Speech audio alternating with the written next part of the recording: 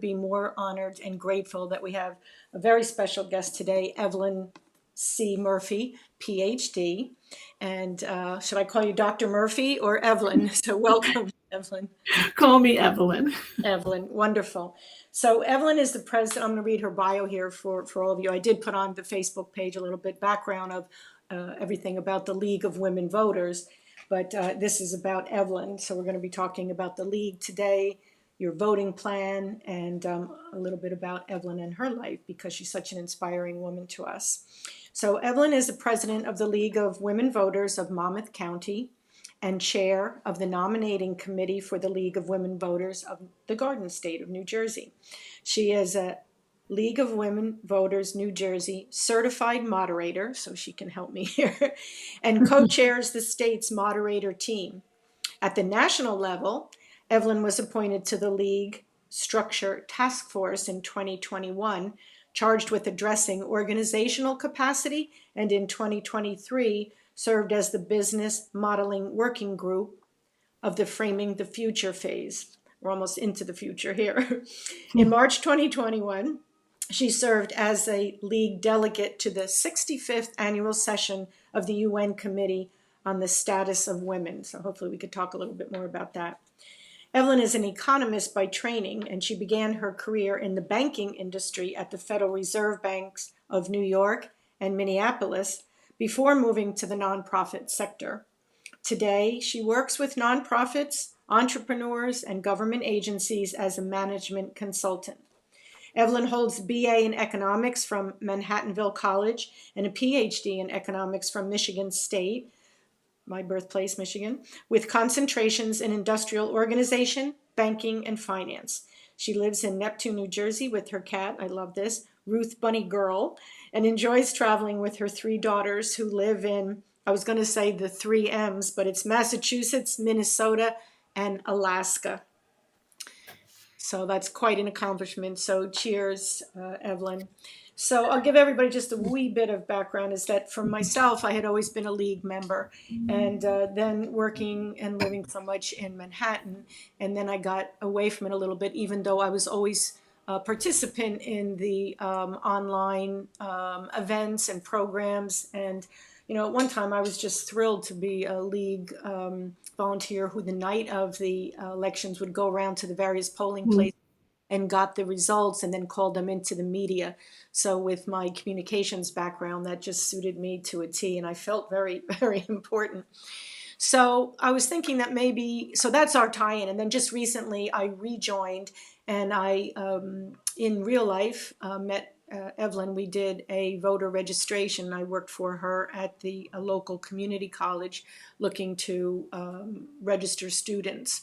So I was hoping, Evelyn, that you could give us a little, and the audience, a little bit of background first about the League, when it was started, and if it's still just for women. I think I know the answer to this, but.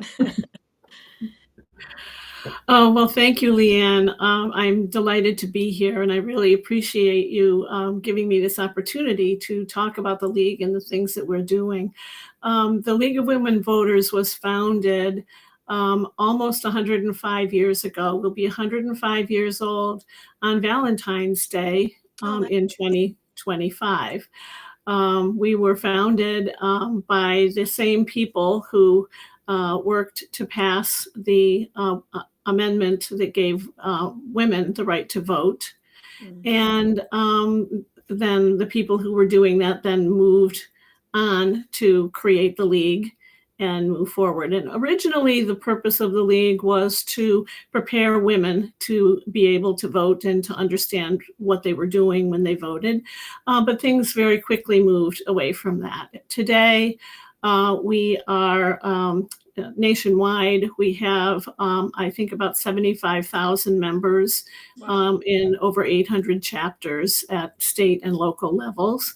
And membership is open to anyone age 16 or older of any gender who supports our mission of empowering voters and defending democracy.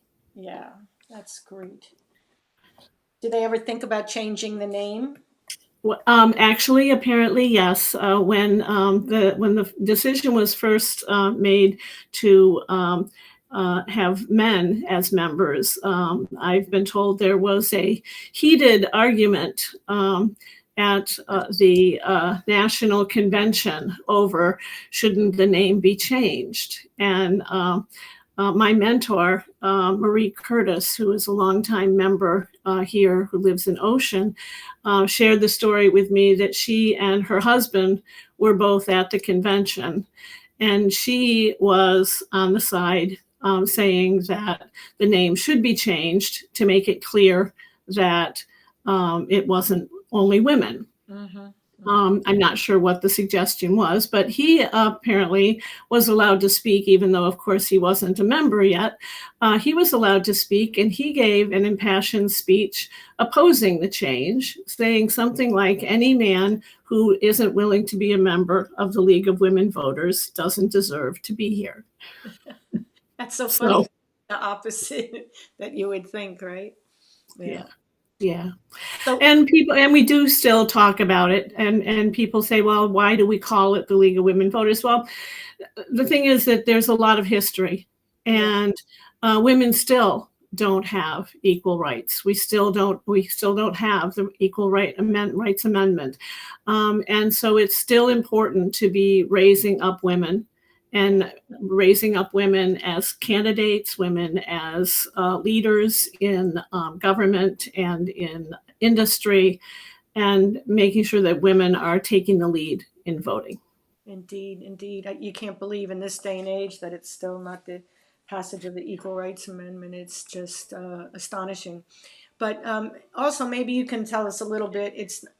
I thought this was such an important and, timely, topical issue to be able to talk about at this time. So, like I said, we're, really grateful. But I know that the League does so much work on so many issues and throughout the year, and not just at an election time.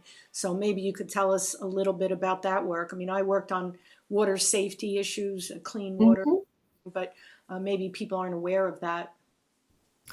Yes, the League has two arms. If people who are familiar with tax law, there are nonprofits that are 501c3, meaning that donors receive a tax deduction when they donate.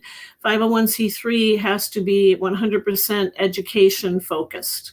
And so that's the work that we do, educating voters through candidate forums and debates. Through voter registration drives, through presentations about voting, and helping people with their process of voting.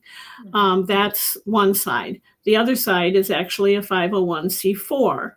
And in that side, we are a political organization. So we are nonpartisan, meaning we never support or oppose a candidate or a party.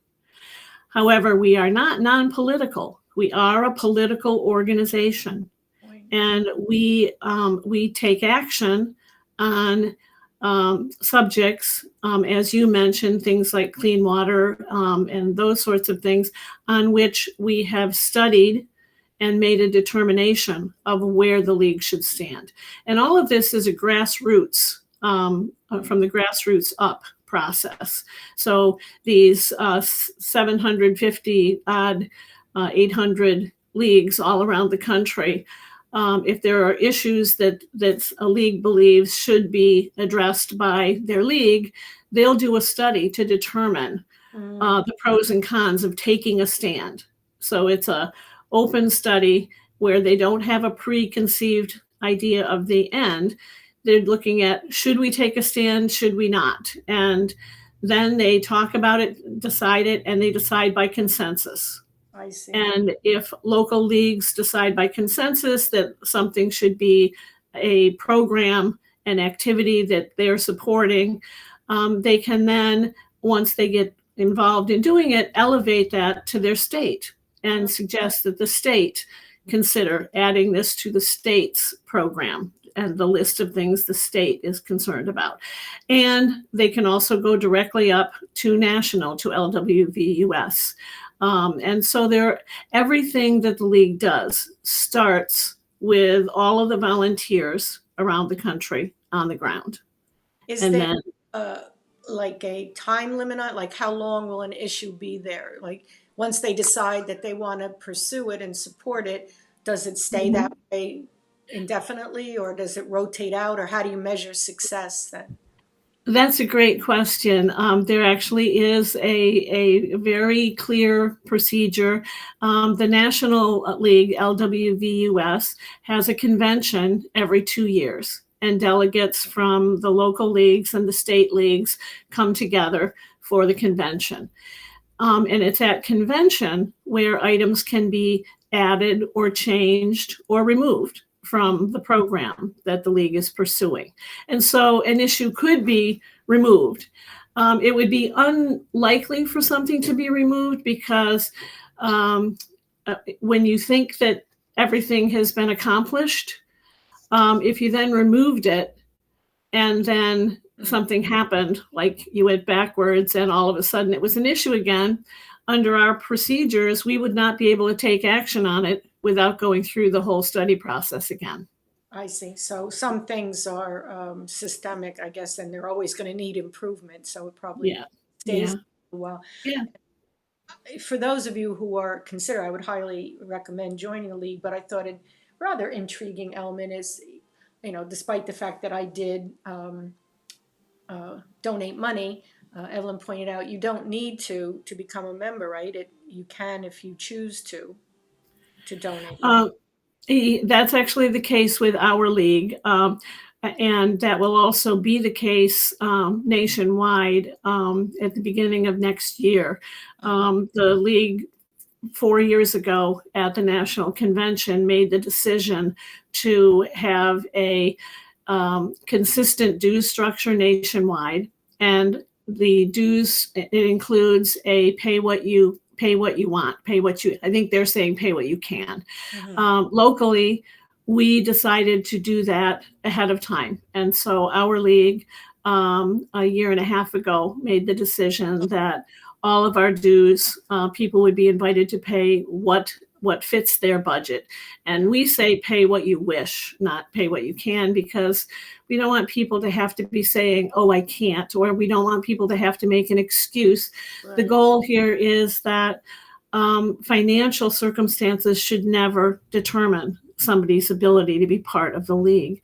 Agreed. And so we invite people to pay dues, whatever fits their budget, from zero on up to thousands if they have that possibility. We like rich leaders. That's good. I'm going to ask first a little bit about you personally and then come back to this. So I'll lead with you were in banking and finance, and you also had a family. So it's always a challenge, I think, especially for women. And that's why when we ask a guest to be on, we find them so inspiring because they seem to do this with such grace. So how did you manage a career and family and then your volunteering? It was actually an interesting process. I had worked with the Federal Reserve in New York and then in Minneapolis for about a dozen years. And in the last 3 years of that, I started a family, and I had 3 daughters who were born in the course of 3.5 years. And so that's all of a sudden a bunch of these little ones around the house. And I was also at a point where I had been moving up within the Federal Reserve, quite pleasantly, and being able to do things and take on new challenges within the organization. And then you do get to a point where in a large organization, you need to then, okay, you've moved up, and then you need to put in time in order to move up further. And I got to a point where I realized that I really, with 3 daughters, all preschoolers, that I really needed to have more control of my time. And so I actually left the Fed and started a business doing consulting for community banks, for family-owned banks out in Minnesota. Oh, good for you. and I went and bought one of those Motorola cell phone, original phones, the ones the ones that have the fixed antenna, and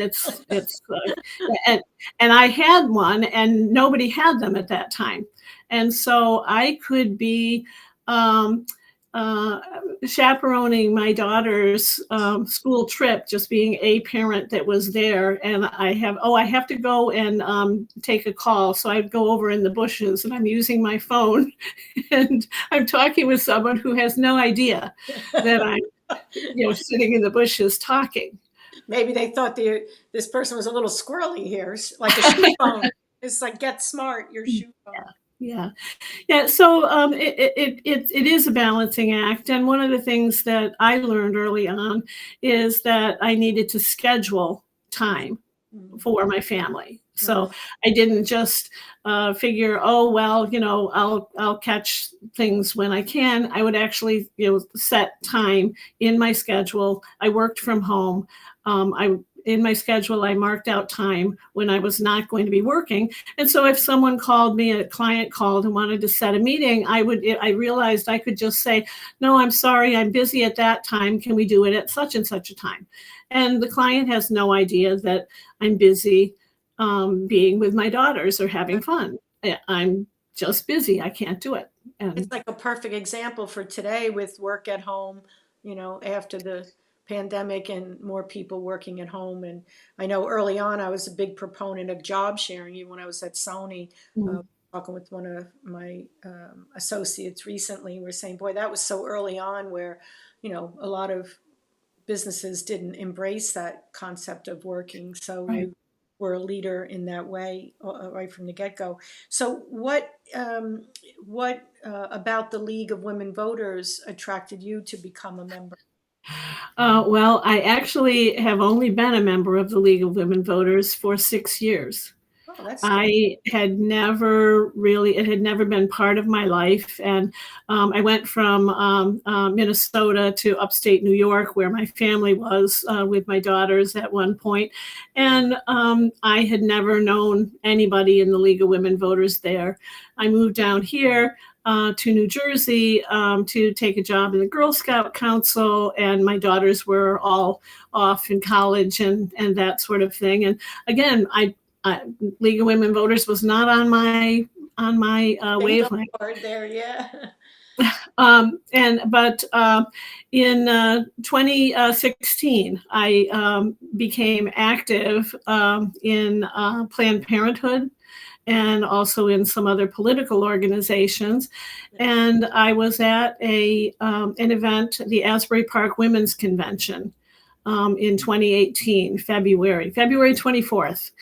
Of 2018, and a woman that I had met in my work with Planned Parenthood, volunteer work, was there with a table, and she said, Evelyn, you must join the League of Women Voters. And I said, well, why? And she said, well, and she started talking about everything the League does and how it empowers people to vote and all this. And she said, and it's only $35 is what they were charging at that time. And I said, oh, okay, I'll try it. And so I wrote her a check and gave it to her, and I was a member of the League. Next thing I knew, they're inviting me, would you like to take this training for being a moderator? And I did that. Oh, would you like to come to our board meeting that we're going to have at so-and-so's house and just see more about what we're doing? Next thing you know, I'm on the board. And that's the way volunteer organizations work, as you know. Well, you can't deny your leadership capabilities that way, for sure. Do you find that it's also, would you recommend it as a organization that's great for networking, or is it more that you're out in the field doing work? It's absolutely a wonderful networking space. I've really never been part of an organization that has so many brilliant, creative women, virtually all of whom are leaders. Yeah. And it is just so amazing to be in the company of all of these people. And I'm at the point in my career where I'm not looking for career networking, but I have an opportunity to meet younger women that I can reach out to and give them some guidance. I love that. That's what I'm hoping also through our talk here, that they'll, be attracted to the league in that sense, because I think it's more vital, than ever. I know people say they don't have the time, or when you say the word politics, things have become so toxic that they don't want to discuss it. But I'm going to guess that, at your meetings or so on, that is such a fundamental foundation element to the league that nobody tries to do that, to try to argue with others. Am I correct in assuming that? That is absolutely correct. We, as I said at the beginning, we're nonpartisan, and that's something that's very hard for people when they first start. When you're at a booth at a festival registering voters, it's really tempting for people to start, for the volunteers while they're standing there, to start talking about, oh, I saw so and so a candidate and blah blah blah. No, and I'm there like this hook grabbing them, saying, actually, we don't talk about those things. Right. And to me, it's a relief. It's Yeah. a relief to be taking action Yes. without taking a public stand for a candidate or against a candidate, and making an impact in a nonpartisan way. That's very well said, Evelyn. I feel like, I love this country so much, and I'm so proud of our democracy. So to be able to do something in an affirmative way without feeling like you have to defend a position or know all the elements and so on, just to encourage people to participate Mhm. in democracy. And it never goes away. I mean, people like to say, well, we're all set with everything, but we're not. We Right. really need people to join. And when we talk about the education elements, I mean, I remember, and I don't know if they still do, but I'm curious that the league used to sponsor or moderate, I should say, be responsible for the moderating the even at the presidential level, I think, the discussions, the debates, but they don't do, Mhm. right? Yeah, we at the local and state level, we do candidate. We in our league we call them candidate forums because we don't follow a strict debate type of a status. But our league this election cycle is conducting forums in 16 separate races. We have done forums for all three of the congressional districts that Monmouth County is part of, so districts 3, 4, and 6, and about 6 municipal councils or mayors, and 6 school boards, as well as the county commissioners. And so we're very active in that way. And you are correct. The league actually was the founder of the presidential debates. And I don't have the actual date, but there came a point at which the parties and the television networks took control, and they wanted the league to continue to have the league name, but they didn't want to follow the league's process. The league process is set up to be not attacking people. It's not a gotcha situation. It's not a show. The goal is to provide information to the voters. And so there came that point, it was in the 70s, I believe, when the league national president just said no. And there's a recording of her speech stating that the league will not allow its name to be used for these debates. So they more than, because you need to have that civilized debate, and the educational element, as you point out, now is more of a show. What do you think are the challenges going forward for the league, for us? Well, there are a lot of things. that we're working on. So right now, in New Jersey, the deadline to register to vote is already passed. Yesterday was the deadline, as you know, because last week we were talking to students about that. But our focus now is helping to turn out the vote. We talk to people about what's your plan to vote. And so we right now are focusing on educating people about what are their choices for voting. And in New Jersey, there are 3 ways that people vote. They vote by mail, and it's still not too late for people to apply for a vote by mail ballot if they want to do that, if they're not already on the vote by mail list. You can also vote in person early, and early voting starts 10 days ahead of time. I think it's the 26th of Saturday, the 26th of October, until Sunday, the 3rd of November. And you can vote early in any voting site in your county. So in Monmouth County, there are 10 separate places you could vote. Someone who lives in Ocean County can pick from a bunch of sites in Ocean County, etc. And then the other alternative is the standard voting on Election Day. And when you do that, you have an assigned polling place that you go to. But when you're voting in person, whether it's on Election Day or early, you're voting on the machines. It's the same machine each time, and it's a wonderful process. And we encourage people to vote early because they can schedule it when it's convenient. Yeah, yeah. So people, I don't think they realize they have these choices also. So, I talk about that you're going to give us the 411, so you're going to tell us about it. But, even people that ask me about where do I go to get information, or I don't want to watch this network, or I don't want to watch that, I say just go to, sorry, we got a phone thing going here. Go to the League of Women Voters, right? So they Mhm. can see what's going on and Right. get good unbiased reference for the issues as well as how and where to vote, right? So that's our go-to. Yeah. So I also ask all the ladies, our guests, is what is your this? I'm asking this question because I'm an author of The Art of the Garnish, and I do a watercolor, a cocktail napkin. When I ask them, "What's your favorite cocktail?" and then I make those napkins and we sell them, and then the monies go towards the organization or the ladies' um, uh, their charity or Uh-huh. organization choice. Uh-huh. So, do you have a favorite cocktail or a favorite drink? Well, my favorite cocktail has always been a very dry martini, Oh, girl after my own heart. straight up, straight up with olives. Okay, I do the twist. Do you do in my book? I have the Duchess Martini because my Mm. things is called Duchess. My father nicknamed me that.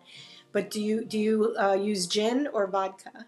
Oh, definitely gin. Okay, Yes. you're a class a classic girl. I do have that now, but for the longest time I only would have the vodka, but the gin. So that's a classic for sure. So I love that.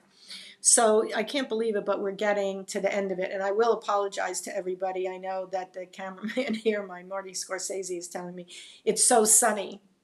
And now where the table is, we've moved it from a different location. But I didn't even anticipate this, but the sun is so bright. So the good news is they can look at you, Evelyn, rather than me. And my fall tablescape here with lots of oranges and blues, which is making it so bright. But is there anything that I haven't asked you or pointed out that you really want to let people know about? Well, I think you've covered most everything, Leanne. And I guess my bottom line is make a plan, take some friends, and vote. Make sure that you do it. Don't let it go away, and don't let anyone you know let this election go by without voting. Yeah, I've heard from a number of people that they'll say anything from it doesn't matter, one, it doesn't matter, the Electoral College does it, it doesn't matter because like 3 states are going to decide everything for the rest of us. So, you know, I try to encourage them, as I'm guessing you would too, that it does make a difference. Every vote counts. Well, also the fact that it's not, we don't have just the presidential or the Yeah. senatorial or congressional races. We have all of the local races and everything that goes on around us, Hmm. from garbage pickup to protection of our waterways to, you know, making life pleasant for people, making sure people are welcomed in our communities. All those things are determined by our local municipalities and our school boards. And there's a lot going on. Excellent. So I got another talking point from you. Sometimes we neglect that. Yeah, all politics is local, so Yes. you have to vote. So I thank you so much from the bottom of our league hearts here for all your good work and your leadership and all of your inspiration. So before we go, I just want to let people know, if you want to follow the League of Women Voters, this is their Instagram, so you can follow along there.